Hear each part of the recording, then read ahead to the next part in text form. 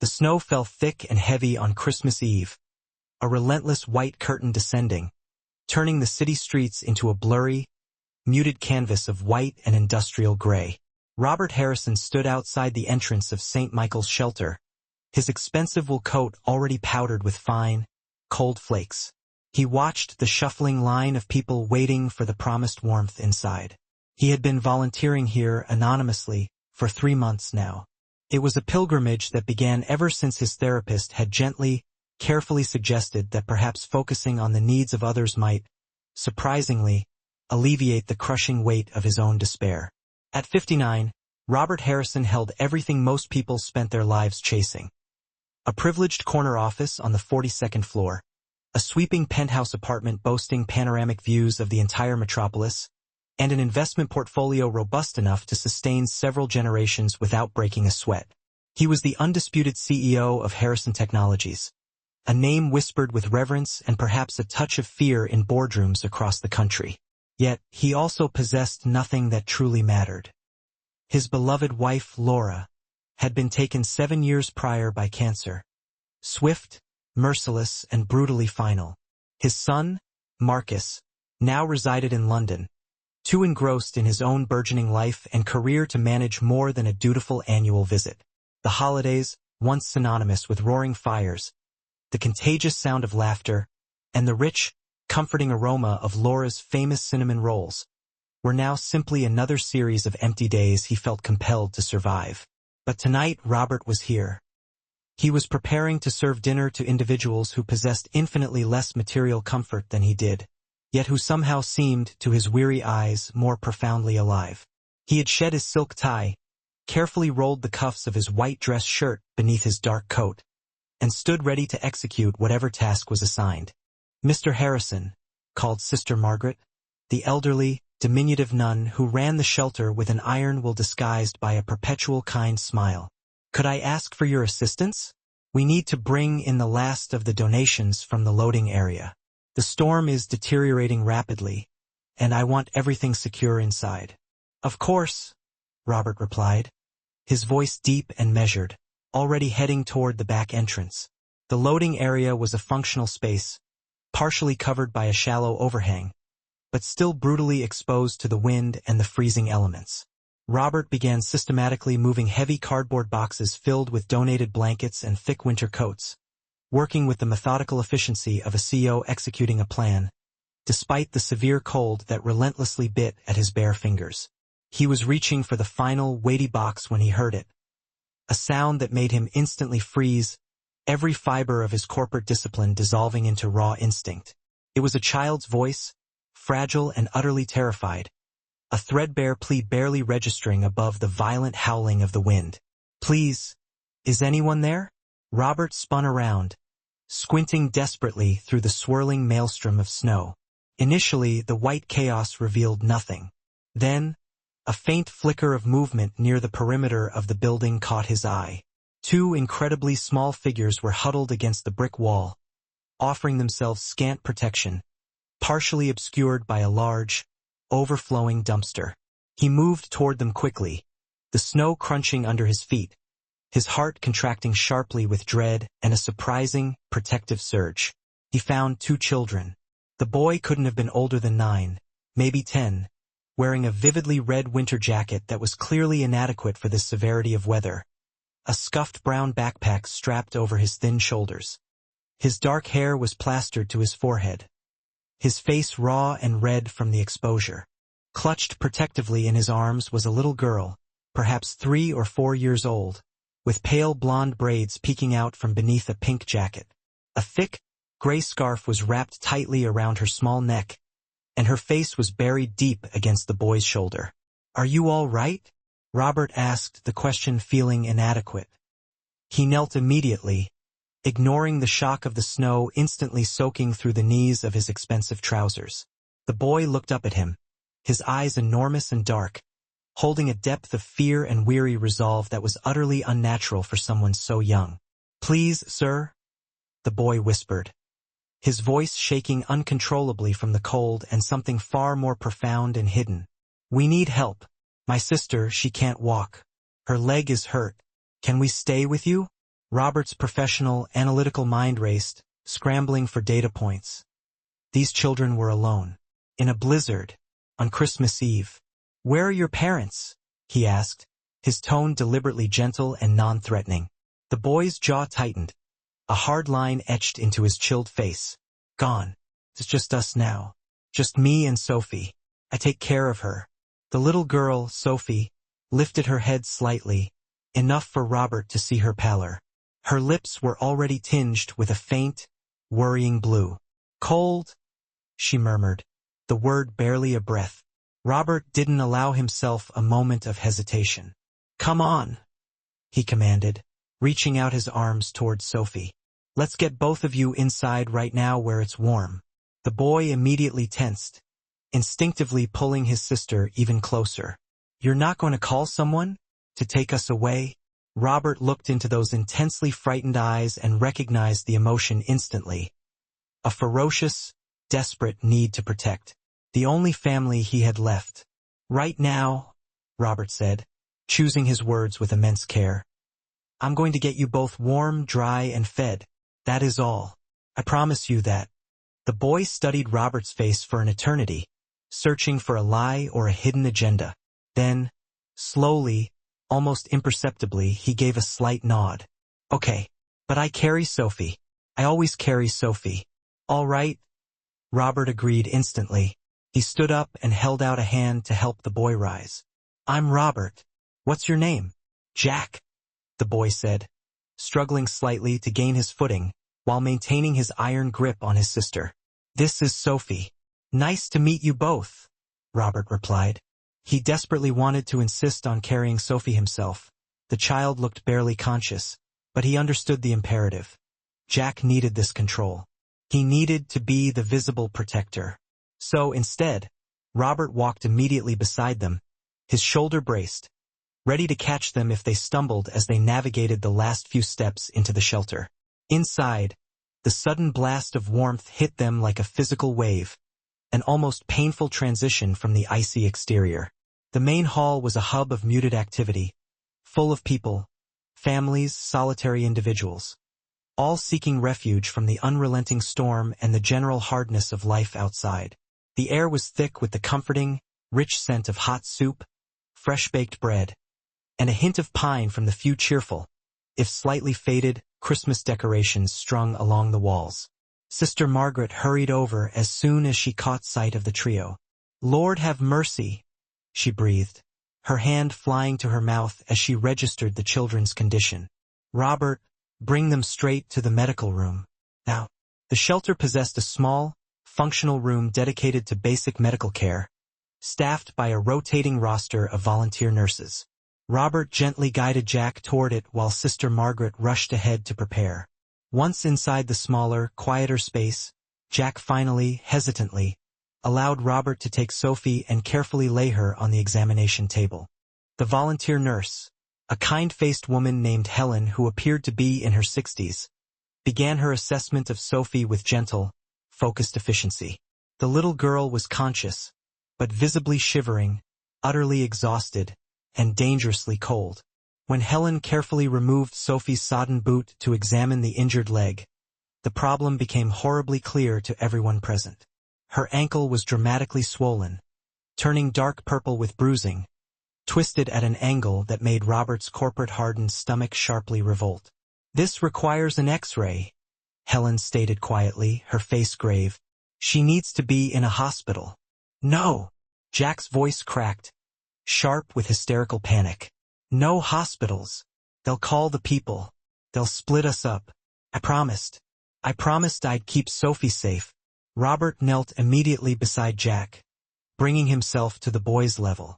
"Jack, Sophie needs medical attention right now. Her ankle is badly hurt." "I know." Tears, hot and visible, began pouring down the boy's cold, chapped face. "It happened 3 days ago. She fell down some stairs. But if we go to a hospital, they'll start asking questions. They'll call child services. They'll put us in different homes again. I can't lose her. She's all I have. She's all I have left in the whole world." The raw anguish in the boy's breaking voice shattered something deep within Robert's carefully maintained composure. He placed his warm, large hand firmly on Jack's trembling shoulder. "Tell me what happened. All of it." Jack wiped roughly at his face with the back of his hand, trying desperately to regain control. "Our mom died 6 months ago. Car accident. We don't have any other family. No grandparents, no aunts or uncles, nobody left.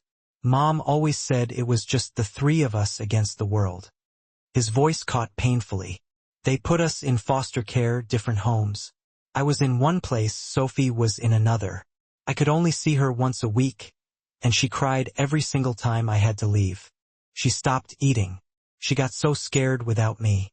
Sophie whimpered softly on the table, and Jack instantly turned to grasp her small hand. "It's okay, sophomore. I'm right here." "What happened next?" Robert prompted gently. "Sophie's foster home," Jack explained, bitterness creeping into his tone. "They weren't bad people, maybe, but there were too many kids and not enough supervision. That's how she fell. And when I heard she was hurt and they weren't taking her to a doctor because they didn't want to deal with the paperwork, I couldn't leave her there. Couldn't." Jack's voice became fierce, fueled by protective anger. "So I took her. 3 days ago. I went there and I took her and we've been hiding. I thought I could take care of her. I thought I could keep us safe.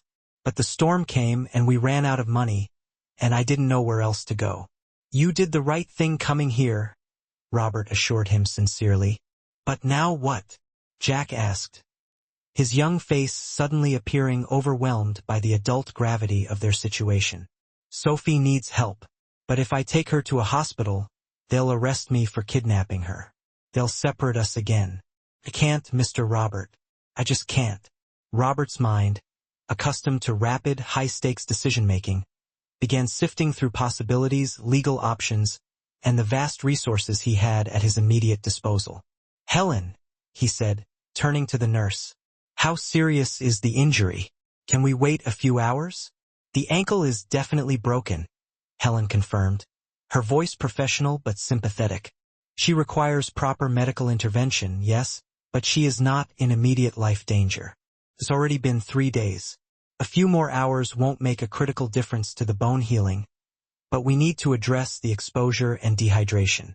Robert nodded slowly, a strategy forming. He pulled out his sleek phone and made an immediate call. "What are you doing?" Jack asked, tension making every muscle in his body rigid. "Calling my lawyer," Robert stated. "Trust me for 5 minutes." The conversation was terse, efficient, and conducted in low, rapid tones. Robert explained the bare minimum of the situation, asked several pointed, technical questions, and listened intently to the precise legal responses. When he hung up, he turned back to Jack, the weight of the moment resting squarely on his shoulders. "Here's what is going to happen," Robert announced. "I am going to take you and Sophie to the hospital, a private hospital where I have established connections. We will get Sophie's ankle properly treated. And while we do that, my lawyer is going to file emergency paperwork." "What kind of paperwork?" Jack asked, his suspicion immediately resurfacing. "To make me your temporary guardian," Robert explained, locking eyes with the boy. "Just for tonight. Just to keep you safe and together while we figure this out. It's Christmas Eve, so nothing will be official until the courts reopen after the holiday. But it will give us legal cover to keep you out of the system's immediate clutches until we can find a better, more permanent solution." Jack simply stared at him, unable to process the proposal. "Why would you do that? You don't even know us." Robert paused, considering that profound question. Why was he, the ruthless CEO, committing an act of near-legal madness for 2 terrified street children? He knew the sensible, detached thing to do was call the proper authorities. Let them handle the mess and wash his hands clean. But he looked at Jack, at the fierce, undeniable love blazing in the boy's eyes as he held his sister's hand. He looked at Sophie, small and hurt, trusting her protector absolutely. He thought of Marcus, his own son, and the years Robert had spent working relentlessly, missing soccer games and school plays and quiet evenings that could never be reclaimed. He thought of Laura, who had always possessed an innate ability to see people's pain and reach out without a second of hesitation. Because, Robert said quietly, his gaze steady on Jack, someone should. And tonight, that someone is me. 2 hours later, they were at Mercy General Hospital, one of the premier medical facilities in the city, an institution that had benefited generously from Harrison Technologies' donations over the years. Sophie was currently in X-ray, with Jack stubbornly refusing to leave her side. Robert stood in the hallway with Dr. Patricia Chun, a highly respected orthopedic specialist whom he had known professionally for 15 years. The ankle is broken in 2 places, Dr. Chun confirmed, her expression serious. We'll need to set it and cast it.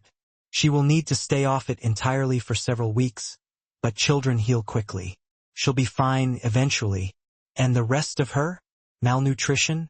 Exposure? Robert asked. She is underweight and severely dehydrated, yes. But nothing that can't be fixed with proper, sustained care.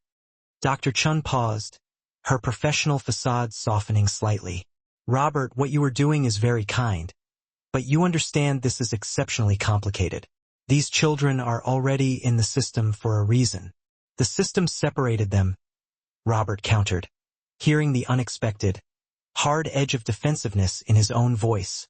The system left a 4-year-old with a broken ankle without medical care for 3 days. That is not protection. The system is imperfect, I agree, Dr. Chun conceded gently. But it exists to protect children. Then let me protect them, Robert stated firmly. At least for now. At least until we know they will be kept together and kept safe. Dr. Chun studied him, assessing the depth of his resolve. You're serious about this temporary guardianship? I am. Do you truly know what you're getting into? 2 traumatized children, one who will require weeks of intense medical follow-up, and dealing with the foster care system, which, believe me, does not take kindly to outsiders interfering with their charges. Robert thought about his silent, empty penthouse, his predictable, quiet days, and the gaping chasm of his lonely holidays. Maybe I need this, he admitted, the words surprising even himself, as much as they need me. Dr. Chun smiled, a fleeting, tender expression. Laura would be proud of you, Robert. The mention of his wife's name made a sudden, acute tightness grip Robert's chest. She'd say I was an idiot, he murmured, attempting a weak smile. For not doing it sooner. She probably would, Dr. Chun agreed with a soft chuckle. All right, I'll personally make sure Sophie gets the very best care available. And Robert, for what it's worth, I think you're doing the right thing. It was well past midnight when they finally departed the hospital. Sophie's ankle was encased in a bright pink cast. She had been remarkably specific about the required color, and she was drowsy, deeply relaxed by the pain medication she'd finally received. Jack walked dutifully beside Robert, his hand clutching his sister's small one as she dozed peacefully in Robert's strong arms. Where are we going? Jack asked quietly as they settled into the luxurious quiet of Robert's town car. My home, Robert said. I have guest rooms. You'll both be comfortable there. For how long? Let's start with tonight, Robert suggested, and see what tomorrow brings. The drive through the newly snow-blanketed streets was silent, broken only by the hum of the heater. Jack stared intently out the window, and Robert could only imagine the tumultuous thoughts churning in the boy's mind. When they pulled into the pristine, climate-controlled underground parking garage of Robert's building, Jack's eyes widened instantly at the conspicuous display of wealth and security. You live here? He asked, a touch of awe mixed with disbelief. I do, Robert confirmed simply. The elevator ride to the penthouse was silent except for Sophie's soft, even breathing.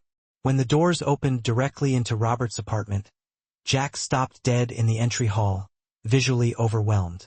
The sheer scope of the space was immense. Floor-to-ceiling windows offered glittering, uninterrupted views of the snow-covered city. Modern, minimalist furniture stood on polished floors, surrounded by expensive, abstract art. It was breathtakingly impressive, undeniably beautiful, and chillingly impersonal. Robert suddenly saw the space through Jack's young eyes and felt an unexpected, sharp wave of shame. All this space, all this money, all this crushing emptiness. "Come on," he said gently, interrupting the boys' trance. "Let's get you both settled." He led them toward the guest wing, two spacious bedrooms connected by a shared, immaculate bathroom. "These rooms are yours for as long as you need them." Jack looked at him with those overly old eyes. "Why are you being so nice to us?" "Really?" Robert carefully set Sophie down on one of the plush beds. She murmured contentedly but didn't wake. He straightened and looked at Jack. "Sit down," he instructed softly. Jack sat stiffly on the edge of the other bed, and Robert sat beside him, creating a temporary, intimate space in the vast room. "When I was about your age," Robert began, his gaze focused on a distant memory. "My father died. Heart attack. Very sudden. My mother, she tried her best, but she fell apart. She started drinking heavily. Couldn't hold a job. For a while we lost our house. We lived in our car." Jack looked at him with profound surprise, his skepticism momentarily forgotten. "You?" "Me," Robert confirmed. "Eventually a teacher noticed. A Mrs. Patterson. She and her husband took us in. Just for a few weeks at first while my mother got treatment. But those few weeks turned into months, then years. They saved us, Jack. They saved my mother's life and mine. And they taught me that sometimes, the most important thing you can ever do is simply help someone when they need it the most." "What happened to your mom?" "She got better. She got sober, found a job, and eventually got her own place again. But I stayed with the Pattersons until I graduated high school. They were the ones who put me through college." Robert paused, the memory sharp and poignant. "Mrs. Patterson died 10 years ago. Mr. Patterson 5 years after that. I never truly got to repay them. Not really. They wouldn't have wanted me to try, though. They said that's not how kindness works. You don't pay it back. You pay it forward." Jack was silent for a long moment, absorbing this unexpected history. "Is that what this is? You paying it forward?" "Maybe," Robert conceded, a faint, tired smile touching his lips. "Or maybe I'm just a lonely old man who finally realized tonight that I've been living in this apartment like it's a sterile museum instead of a home. Maybe you're helping me as much as I'm helping you." "I don't think we can help you very much," Jack said. "We don't have anything." Robert smiled gently. "You'd be surprised." He showed Jack where everything was. Fresh towels, extra blankets, the location of the expansive kitchen. "I'll attempt to make breakfast in the morning. But if you get hungry before then, please help yourself to anything you can find. And Jack," he added, his voice serious, "you can lock the doors to this wing if it makes you feel safer. I completely understand." Jack nodded, some of the tightness visibly leaving his young shoulders. "Thank you. For everything. For not calling the police. For helping Sophie. For seeing us." "Get some rest," Robert said. "We'll figure out the next steps tomorrow morning. It's Christmas now." Back in his own vast, quiet bedroom, Robert stood at the window and looked out at the ceaseless falling snow. The city felt hushed, strangely peaceful, transformed by the clean, white blanket covering its usual harshness. Somewhere out there were thousands of other Jacks and Sophies, children who desperately needed help, who needed someone to simply see them. He knew he couldn't save them all, but tonight he had saved two. That had to count for something essential. His phone buzzed softly. A text message from his lawyer. "Emergency temporary guardianship filed. This highly irregular, but given your standing and the circumstances, I think we can make it stick. We'll talk more after Christmas. What you're doing is good, Robert." Robert set the phone down and sat heavily on the edge of his bed. For the first time in 7 years, his apartment didn't feel empty. For the first time in perhaps forever, he felt like he had a genuine purpose that extended beyond the next meeting, the next corporate deal, the next empty achievement that inevitably left him feeling hollow. He thought of Laura. If she were here, she'd already be bustling, fussing over the children, planning restorative meals and quiet activities, filling the massive space with warmth and life. He wasn't Laura. He didn't possess her natural, effortless gift for nurturing. But he could try. He could do his best. That would simply have to be enough. In the morning, Robert woke abruptly to find Jack standing uncertainly in the doorway of his bedroom. The boy looked like he had barely slept, his eyes wide with anxiety. "Is everything all right?" Robert asked, sitting up immediately. "Sophie's asking for you," Jack explained. "She's confused about where we are." I explained, "But I think she wants to hear it from you." Robert followed Jack back to the guest room. Sophie was awake now, propped up on a mound of pillows, her heavily casted leg elevated. Her blue eyes were wide, wary, and worried. "Hi, Sophie," Robert said gently, taking the chair beside the bed. "How are you feeling this morning?" "My leg hurts," she said in a small, weak voice, "and I don't know where we are." "You're in my home. You and Jack are my guests. The doctor fixed your ankle last night. Do you remember that?" Sophie nodded slowly. "There was a nice lady doctor. She said I was brave." "You were very brave," Robert agreed wholeheartedly. "And now you need to rest and let your ankle heal completely." "Are we in trouble?" Sophie asked, her lower lip trembling. "Is Jack in trouble?" "No one is in trouble," Robert said firmly, meeting her gaze. "Promise?" "I promise." Sophie studied him with that unnerving, direct intensity that only small children possess. "Jack says you're nice. Jack is usually right about people." "Your brother is very smart and very brave too," Robert said. "He took good care of you." "He always takes care of me," Sophie confirmed, her voice softening. "Ever since Mommy went to heaven." Robert's throat tightened again. "He loves you very much." "I love him too." Sophie paused, looking around the unfamiliar room. "Can we stay here just for a little while? Until my leg is better?" Robert looked past her to Jack, who was hovering in the doorway, desperately trying to project an air of indifference, but clearly hanging on the answer. "Yes," Robert said, his voice firm and final. "You can stay here for as long as you need." Sophie smiled. It was the first true, unguarded smile Robert had seen from her, and it lit up her pale face. "It's Christmas, isn't it?" she announced brightly. "Jack said it was Christmas Eve last night." "It's Christmas Day now," Robert confirmed. "Mommy always made pancakes on Christmas," Sophie said wistfully, a sudden deep longing in her tone. "Then I will make pancakes," Robert declared, standing up.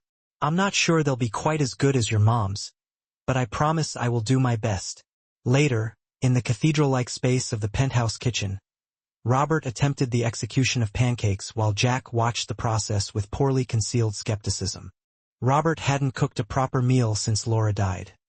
His food usually arrived courtesy of five-star restaurants or meticulous preparations from his housekeeper. But he remembered the basics, and after a few initial misshapen, scorched attempts, he managed to produce something that was undoubtedly edible. They ate together at the colossal dining table, a table that usually sat polished and used, except when Robert occasionally ate takeout in front of his laptop. Sophie, still sore but notably brighter, recounted fragmented memories of Christmases past, describing the handmade decorations her mother used to create and the traditions they had shared.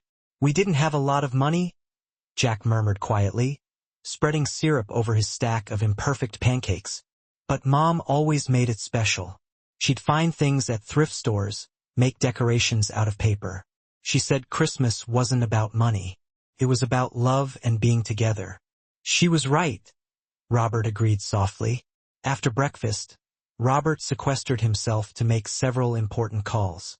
He updated his lawyer on Sophie's status and the immediate need for protective measures. He called Dr. Chun to confirm Sophie's recovery needs.